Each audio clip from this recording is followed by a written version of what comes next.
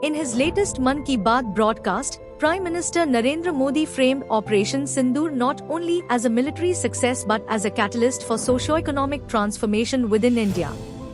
The cross-border strike against terror camps in Pakistan has triggered a wave of nationalistic sentiment that is manifesting in consumer behavior and lifestyle choices.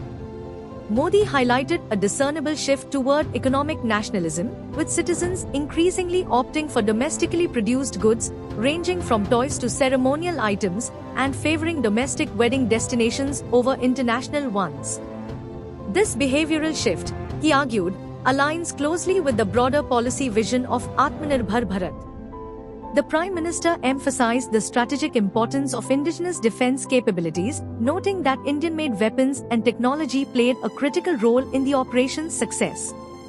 The courage of our soldiers was amplified by the strength of equipment made in India, suggesting that domestic research and development and manufacturing ecosystems are beginning to deliver tangible returns on investment in the defense sector.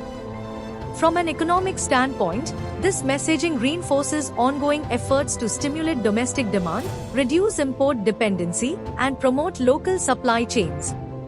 The symbolic naming of newborns after Sindoor in various regions, from Katihar in Bihar to Kushinagar in Uttar Pradesh, was cited as an example of how deeply Operation Sindoor has penetrated public consciousness.